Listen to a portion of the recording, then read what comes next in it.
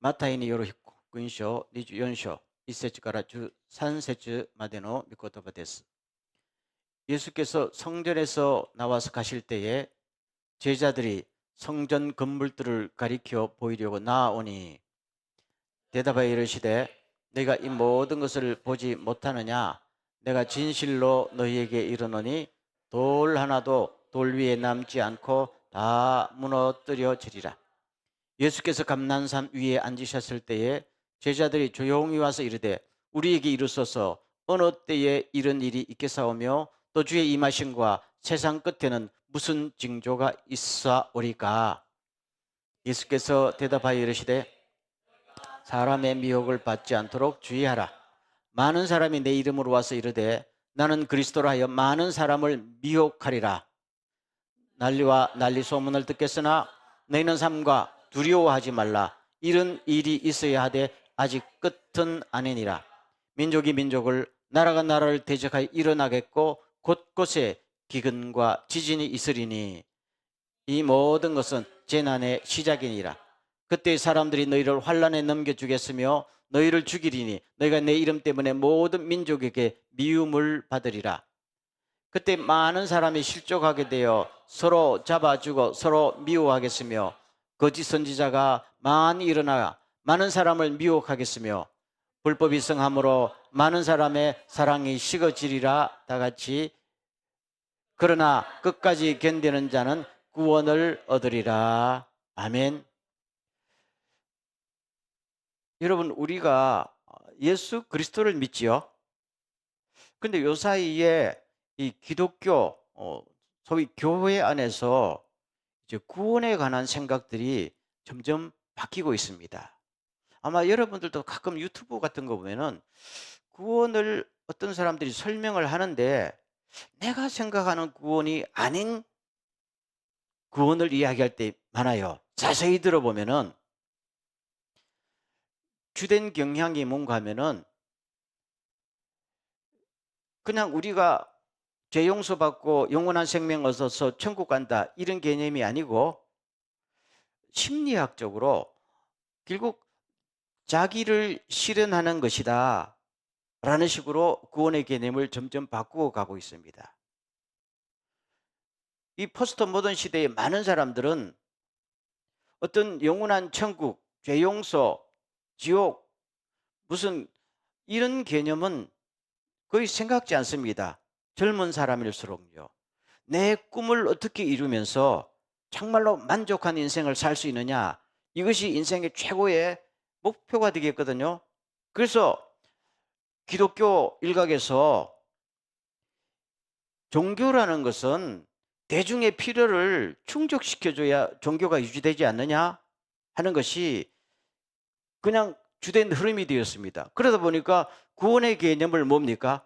자기를 실현하는 쪽으로, 자기 실현이 구원이다라는 쪽으로 조금씩 옮겨가고 있고, 제 생각에는 아마 얼마 지나지 않으면은 이제까지 믿었던 영원한 천국에 가는 것이 구원이다라는 개념들이 거의 없어질 가능성이 많다라고 생각합니다. 이게 지금 흐름입니다. 어떻게 보면 이걸 뒤집기가 곤란한 흐름이 되고 있어요. 두 번째, 뭐가 있는가 하면은 세상의 종말이 올 것 같지 않다. 요새 누가 세상의 종말을 믿는다 그러면 저는 종말론자, 사이비 이렇게 되잖아요. 그러다 보니까 기존의 교회 안에도 종말에 관한 이야기를 거의 안 합니다. 저는 뭐 가끔 예수 믿는 사람들한테도 뭐 어떤 사람이 그러더라고. 예수님 나중에 오시겠지요. 뭐 그러더라고. 그 말은 뭡니까? 심정적으로 종말이 없다는 이야기예요. 그러니까 결국 종말이 없으면 심판도 없고 심판이 없으면 천국과 지옥이 없으니까 구원은 뭐예요? 자기 실현이 구원이다 한쪽으로 이렇게 흘러가는, 이게 두 가지가 하나가 돼서 흘러가는 지금 흐름입니다. 그리고 전 세계 기독교 운동들은 다 그쪽으로 방향을 틀고 있습니다. 물론 예수 믿어요. 예수 믿지만은 예수만 믿는 게 아니잖아요. 너희들이 다 각각 원하는 대로 믿으라 하는 거죠. 나는 예수 믿지만은 나는 당신이 불교를 믿든 마음에를 믿든 미신을 믿든지 간에 그건 자유다. 그럼 그런 사람에게서 어떤 구원의 개념이란 것은 천국, 지옥, 영원한 생명 아니죠. 결국 인간으로서 어떻게 행복한 삶을 사느냐. 이게 종교가 해야 될 역할이다라고 몰고 가는 겁니다. 여러분 그래서 많은 뭐 기독교 선언문들 또 강의들 들으면은 그냥 모르는데요. 그 밑바닥에 있는 것들이 다 그 사상이 바탕이 되어 있는 것입니다. 다시 한번 따르겠습니다. 우리는 예수 그리스도를 믿습니다. 그렇죠? 예수 그리스도를 빙자해서 자기 주장을 하는 것이 아니라 정확하게 예수 그리스도를 믿습니다. 우리를 위해 십자가에 달려 돌아가시고 영원한 생명을 주신 예수 그리스도를 믿습니다. 그렇다면은 아무리 세상이 변하고 생각이 변한다 할지라도 예수 그리스도 그분의 말씀은 우리의 길이요 진리요 생명 아닙니까? 그래서 오늘 종말에 관한 예수님의 말씀을 다시 한번 되새길 필요가 있다라고 생각합니다. 자, 1절로 돌아가겠습니다. 제자들이 예수님 보고 예수님 이 성전 건물 대단하지요. 그랬단 말입니다. 그랬더니 예수님께서 보이는 것만 보냐? 실체를 봐라. 그거잖아요. 그래서 머지않아 이 성전 건물이 완전히 무너질 것이다. 예언했잖아요. 그러니까 3절로 가겠습니다. 제자들이 질문을 합니다.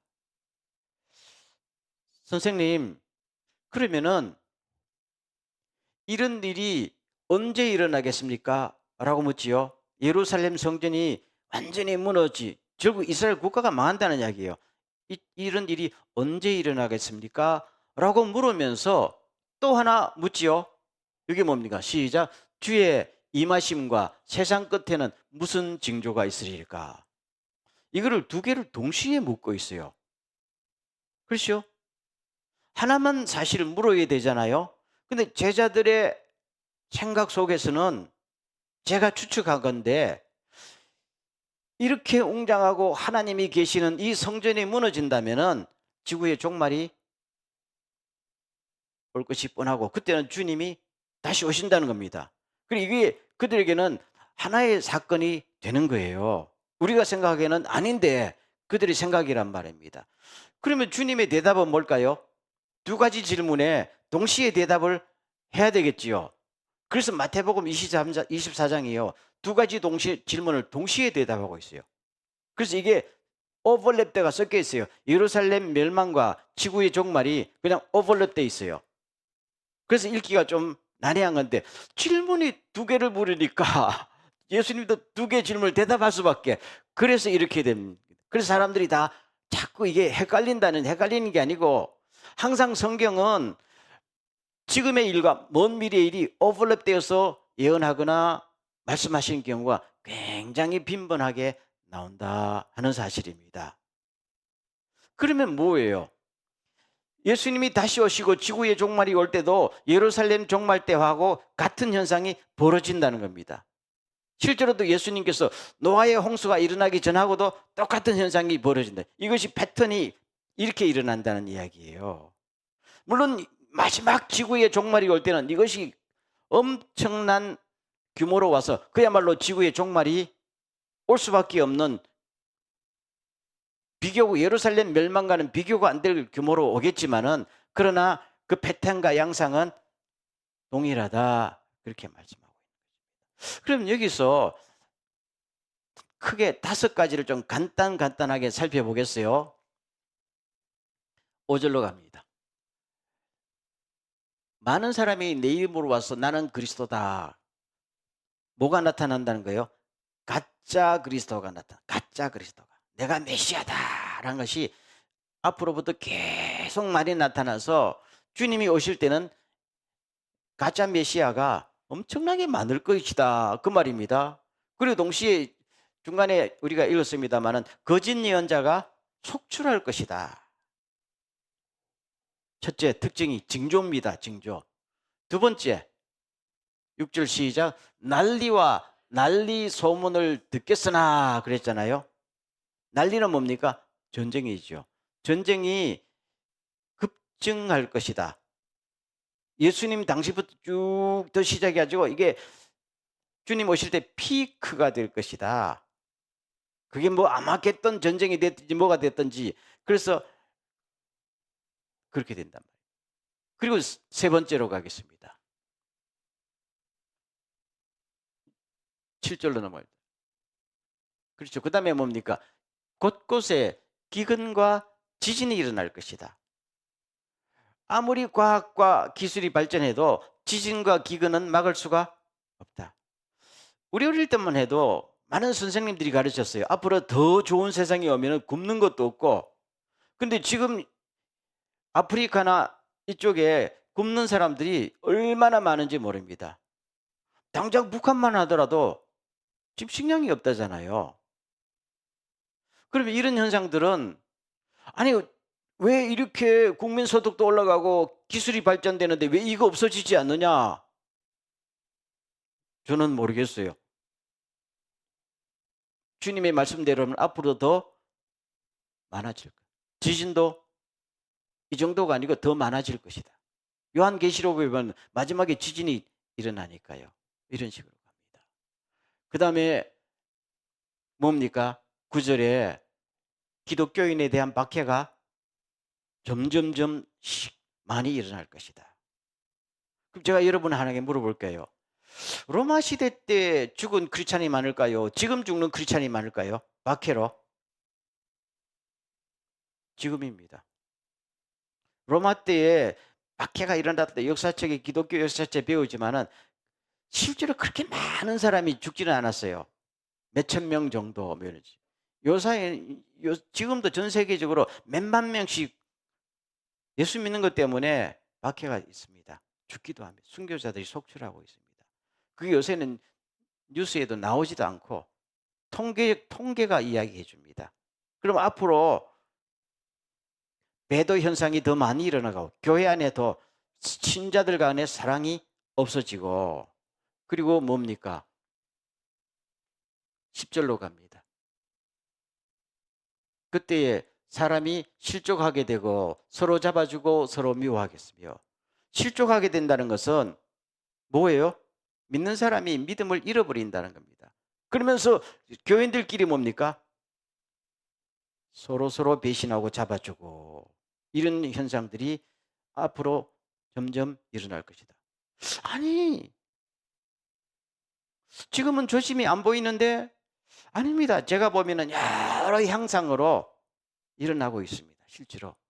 그리고 불법이 성함으로 많은 사람들의 사랑이 식어진다. 그러죠. 불법이란 게 뭡니까? 법이 아닌 걸 말합니다.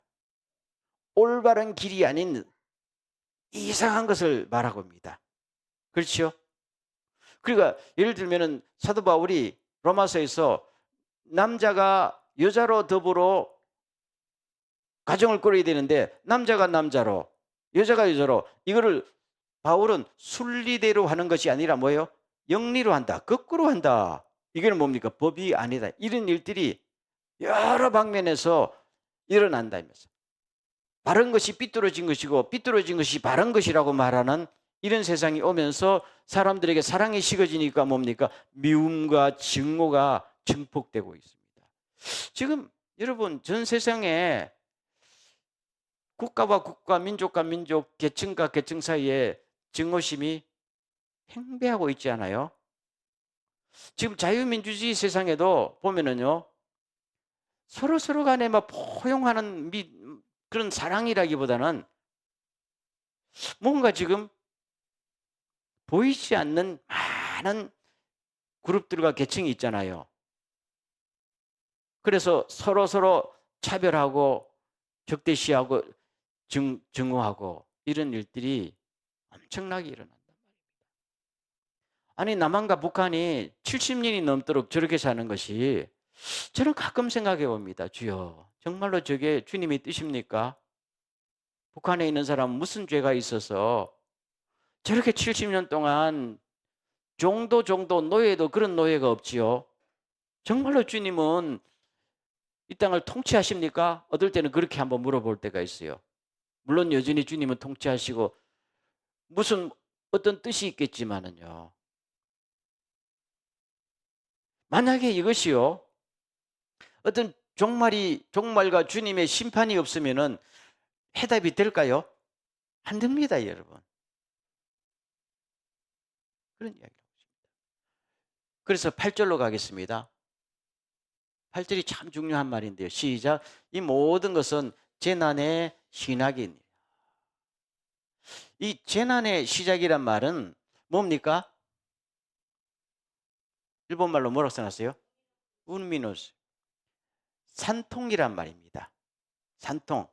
그래서 우리 재난의 시작이란 말을 사실 우리말에는 옛날 진통이라고 번역했는데요. 산통이라고 번역했는데 이렇게 바꿨는지 몰라요. 이게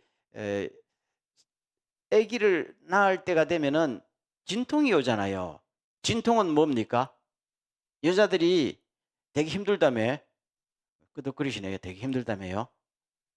그런데 그 힘든 일을 왜 여자들이 왜 인내하고 참아요? 아기 나오니까요. 그래서 이 진통이라는 것은 고통이지만은 희망이단 말입니다. 그러면은 종말이 오고 주님의 재림과 영원한 심판과 영원한 하늘나라를 이제까지 기다린 사람에게는 이제 주님이 재림하시는구나. 고통이지만 희망이 있지만은 하나님을 알지 못하고 자기 맘대로 살던 사람에게는 뭡니까? 해필. 지금 살만하니까 지금 이게 뭐야? 절망에 빠지는 거예요. 그래서 주님께서 이런 일을 볼 때에 놀라지 마라. 이것이 뭐라고요? 시작이다, 시작이다. 아직 뭡니까? 본격적으로 시작한 것도 아니다라고 이야기합니다. 자, 그럼 제가 여러분에게 오늘 본문에서 딱 빠졌습니다만 14절 말씀에 해답이 있는데요. 그럼 언제 주님이 오실까요? 이거는 시작이라잖아요. 그냥 징조일 뿐이지 주님이 오시기 전에 세상의 종말이 오기 전에 나타나는 현상인데 이런다고 주님이 오시는 건 아니거든요. 그럼 주님이 언제 오시는지 아시는 분요? 찾았어요? 14절 말씀 혹시 기억납니까? 제가 읽어드릴게요. 정확히 읽어드릴게요. 이 하늘나라의 복음이 온 세상에 전파되어서 모든 민족에게 증거될 것이다. 그때야 끝이 올 것이다. 아멘. 언제 오신다고요? 복음이 모든 민족에게 전파되면은 그때 비로소 끝이 온다. 그러니까 보세요. 주님은 굉장히 정확하게 마태복음 24장에서는 굉장히 정확하게 말씀하십니다. 두루뭉실 이야기하는 게 아니에요. 다음 시간에도 마찬가지지만 마지막 때에 일어날 일들은요. 굉장히 세밀하고도 정확하게 특별히 마태복음 24장에서는요. 자, 아까 말한 5가지 현상 일어나는 것은 주님이 오시기 전에 산통과 같은 진통과 같은 징조예요. 정말 아기가 나올 때는 그 타이밍이 언제라고요? 모든 민족에게 복음이 전파되면은 그때는 주님이 반드시 오신다. 그래서 세계가 복음이 얼마나 전파되어 있느냐 하는 것은 주님이 언제 오실까 되는 것을 측량할 수 있는 바로메터가 되는 거예요. 그냥 지진 많이 난다, 전쟁 많이 난다고 주님이 오시는 게 아니에요. 그냥 하나의 사인이에요. 그러면은 여기서 하나 물어볼게요.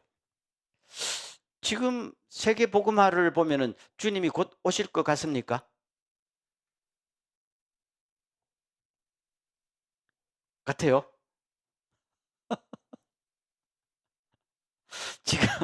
지금 전 세계 현상을 보면은 오늘 밤에 주님이 와도 이상하지 않지요. 그야말로 뭐 가스가 꽉 꽉 찬 압력밥솥처럼 터지기 일보 직전이야. 중동에서, 그렇죠? 뭐 우크라이나에서 지금 특별히 동북아가 지금 시한폭탄 아니에요. 그럼 여기만 할까요? 모든 세계가 군비 경쟁으로 만든 거는 반드시 써먹지요. 만든 거 안 써먹는 거 봤어요? 반드시 써먹습니다. 시간 문제인데요. 그러면서 다 이제 뭐 금세기 안에 주님이 오실 것이다. 기독교 일각에서 정말로 예수님의 재림을 믿는 사람은 이번 세기 안으로 주님이 오실 가능성이 많다라고 이구동성으로 이야기합니다. 사실은요. 저는 그렇게 되기를 바랍니다. 싫어요? 되시기를 바랍니다. 아마 진심으로 그렇게 됐으면 좋겠어요. 이런 상태에서 지구 땅덩어리가 천년 만년 흘러가 봐야 모든 민족에게요, 모든 사람이 고통만 더 있고, 조금 뭐 이렇게 잘 살고 유명한 사람들은 자기 딸이 행복하지만은 그런 사람의 몇 프로가 되겠어요? 그렇죠? 얼마나 힘듭니까? 그런데 복음, 그게 바로메터가 아니고, 그러면 보세요. 지금 사람들이 통계 내기에 전 세계의 종족들, 에스닉 그룹들이 하는 종족들이 17,000 종족 정도가 있어요. 지금 현재 2020년 기준 정도로 해가지고 그 중에 복음이 만족스럽게 전파되지 못한 데가 7,400 정도 됩니다. 종족 중에 한 40% 내 45%는 만족스럽지 못한. 이것은 뭐라고 하면은 우리가 보통 복음화가 되었다 그래요. 저 일본은 복음화가 되었다. 그 프로테이지를 2%로 잡거든요. 2%. 그럼 제가 물을게요. 일본은 복음화가 된 나라일까요? 아니지요. 그런데 2%가 크리스찬 숫자가 아니고 한 번이라도 예수 그리스도를 믿으면 구원받는다고 그 복음을 들어본 사람들이 2%가 되면은 그 땅은 일단 복음화가 됐다고 봐야 돼요. 그렇게 보면 일본은 복음화가 된 땅이지요. 실제로 교회 다닌 사람은 0.4%라고 잡는다면 일본 사람 중에 적어도 꽤 많은 사람들이 예수 믿으면은 어떻게 된다. 그래서 다 결혼식은 교회 가서 하잖아요. 진짜 교회가 아니고 가짜 교회에서 하잖아요. 관심이 있단 말입니다. 그런데 예수의 복음을 들어본 확률이 2%밖에 안 되는 종족이 아직도 7,400 종족 남아 있어요. 수십억이 남아 있습니다. 수십억 인구가. 2% 정도, 0.1%밖에 안 되는 종족들도 많아가지고 전 세계 20억 인구는 아직도 뭡니까? 인구의 0.1%밖에 복음에 관해서 들어본 적이 없어요. 0.1%는 뭡니까? 1000명당 1명만 예수에 관해서 들은 사람들이 전 세계 20억 명이나 아직 남아 있어요. 그리고 한 명의 기독교인도 없고 한 사람의 선교사나 목사도 없고 교회당도 한 군데도 없고 번역된 성경책도 한 군데도 없는 종족들이 아직도 100여 종족이 남아 있습니다. 할 일이 꽤 많이 있죠. 그런데 참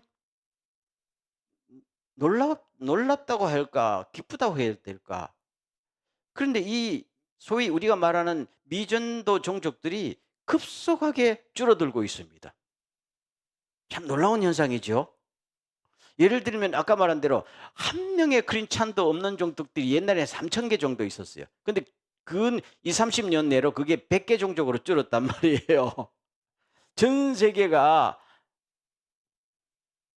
지금 IT 기술이 발전하며 교통이 발달하면서 언어가 통폐합되고 모든 것이 믹스가 되면서 이제는 그 종족도 통폐합되고 언어도 통폐합되고 하면서 굉장히 빠르게 이합지산을 하고 있어요. 그래서 옛날에는 뭐 한 5,000명이다 하면 5,000명 단위의 부족마다 성경을 다 번역해야 되는데 이제는 5,000명 언어 부족들이 어떻게 큰 부족으로 다 통폐합되어 버립니다. 그게 굉장히 빨라요.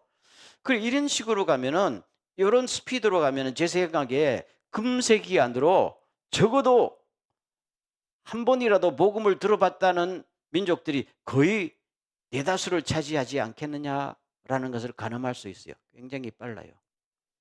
이거는 복음을 들어본 사람이 예수를 믿느냐 안 믿느냐 그건 중요한 게 아니고, 복음을 들어봤다라고 생각하는 사람들이 그 말입니다.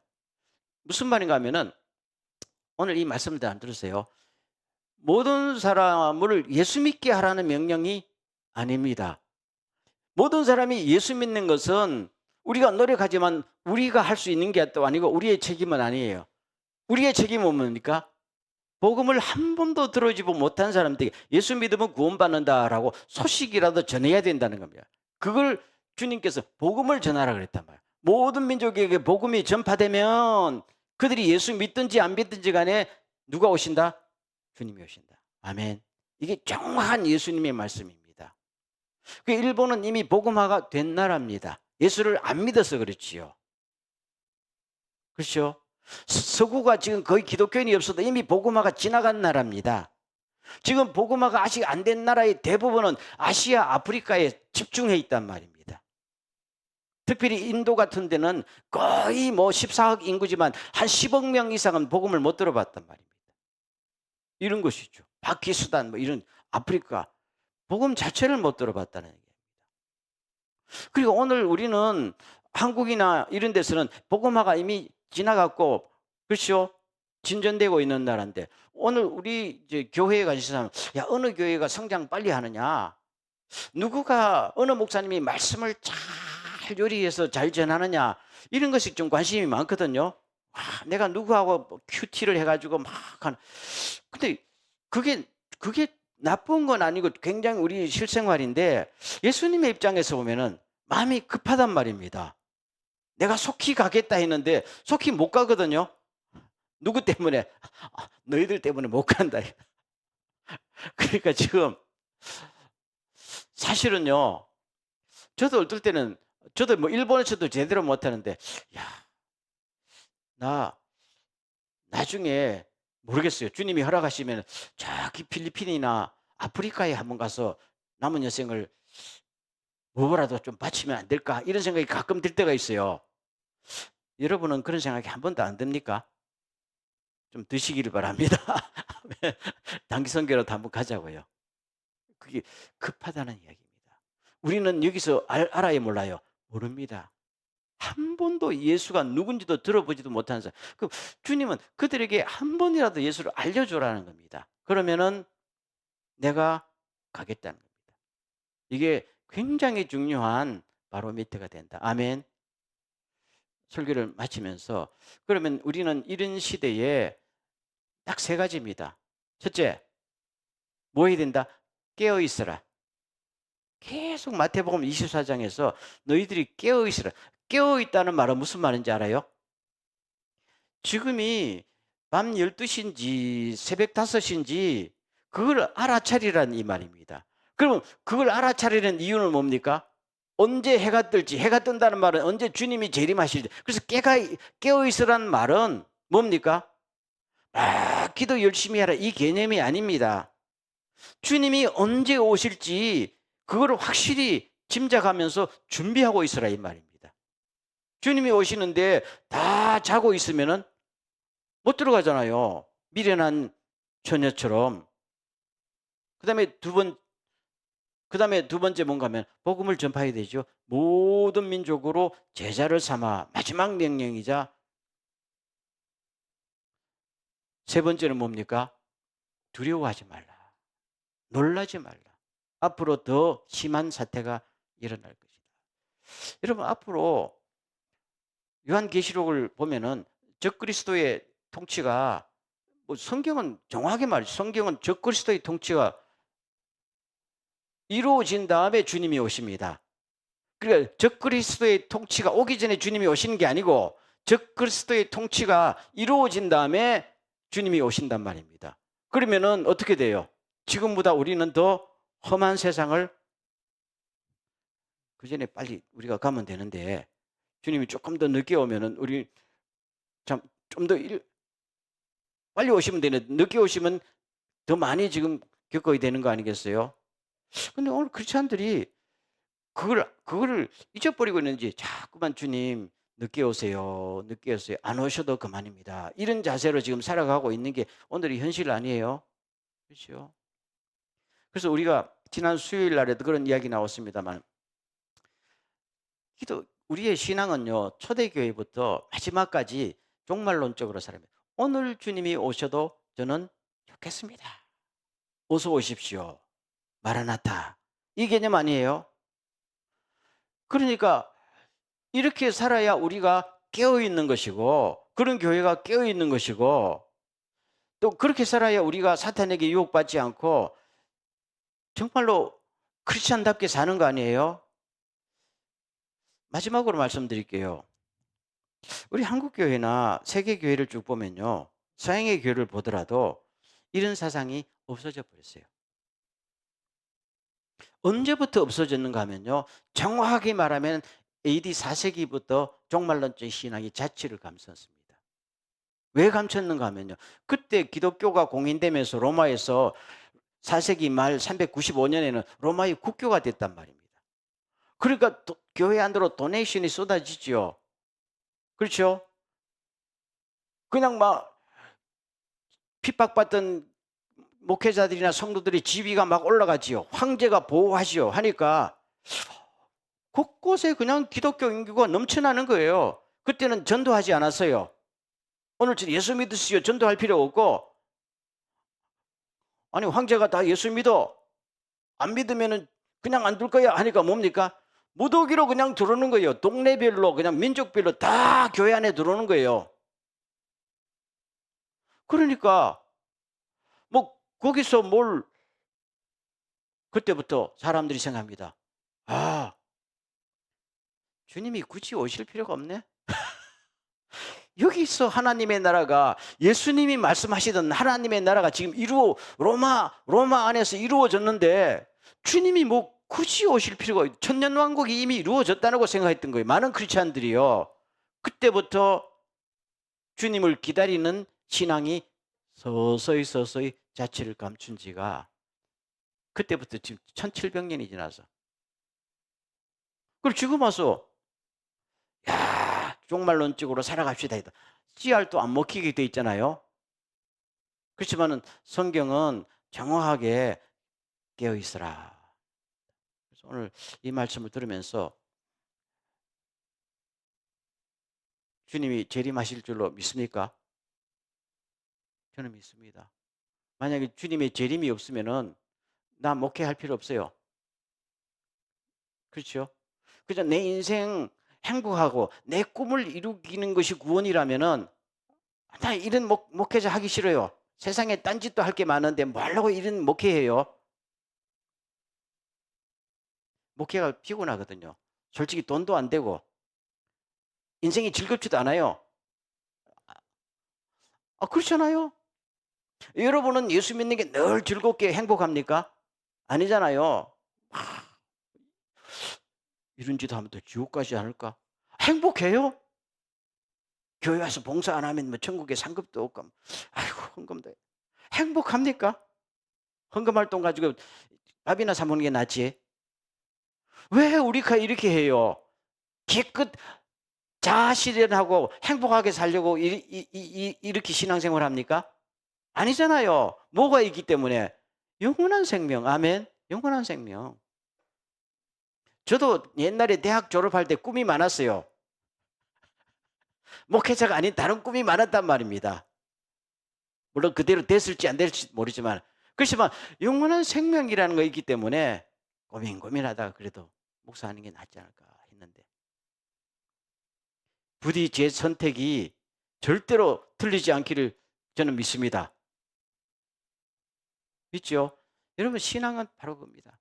그래서 여러분 믿었던 것을 끝까지 믿기를 주의 이름으로 축원합니다. 흔들리지 마십시오. 나타난 현상에 미혹되지. 그래서 미혹되지 말라고 나가십시오. 그리고 오늘 설교가 좀 길어졌으면 마지막에 한마디 또 꼭 할게요. 지난 수련회도 했지만 내가 직접 성경 보세요. 아멘. 누구 말 듣지 마세요. 요새 유튜브에 목사님들이 강의 설교 막 쏟아듯이 나오잖아요. 저도 그거 꽤 많이 듣습니다. 누가 무슨 말 하는지 알아야 될 거 아니겠어요? 그래서 내가 느끼는 게, 야, 이거 뭐 어느 대학의 교수다, 뭐 어느 목사다, 유명한 사람이다 했는데요. 여러분, 저는 여러분들이 그런 거를 듣는 거를 절대 반대 안 하는데요. 이상하다 싶으면 저한테 빨리 좀 물어보세요. 한 번 듣고 두 번 듣다 보면요, 나도 모르게 이상한 데로 가거든요. 그리고 나 솔직히 말할게요. 유튜브 방송하는 그 목회자들, 선교사들, 뭐 기독교 지도자들이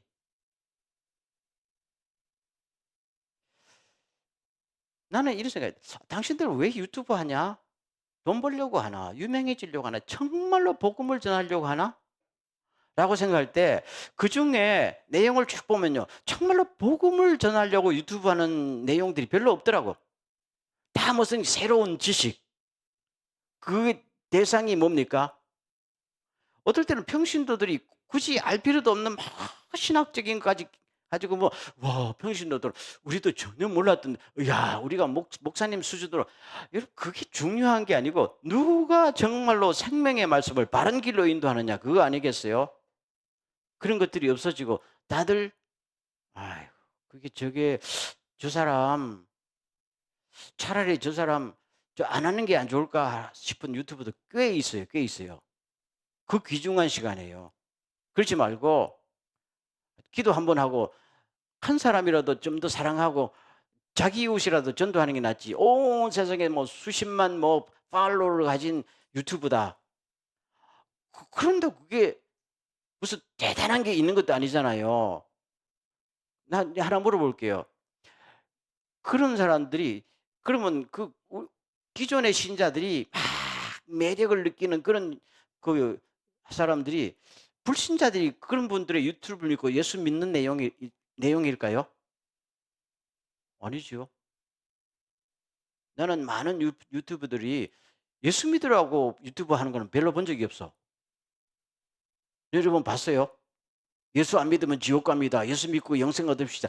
이런 순수한 복음을 전하는 유튜버들이 봤어요? 재밌지 않아요? 지금 예수님은 그걸 하라잖아요, 그거. 그렇죠? 그게 급하다잖아요. 근데 그거는 안 하고 자꾸 무슨 성경의 새로운 지식과 뭐 신학의 이론과 뭐 여러분들이 알던 것들이 틀렸습니다. 막 뒤집고 이 친구들 뭐 하는 짓이냐 이죠. 지금 그럴 때냐고. 차라리 그러지 말고 그러면 차라리 잠이나 자든지 사람을 자꾸 혼란시키면서 그때 이단도 막 들어가고. 차라리 그렇게 기술이 있으면은 저는 아직 기술이 없어서 못하면 예수 믿으세요. 예수 믿고 구원받으시다라고 회개하고 천국 갑시다. 차라리 이렇게 외치는 게 더 주님이 원하시는 일이 아닐까. 그 많은 지식, 그 많은 장비, 그 많은 물량을 가지고 지금 뭘 하는 거냐 이런 생각이 가끔 들 때가 있습니다.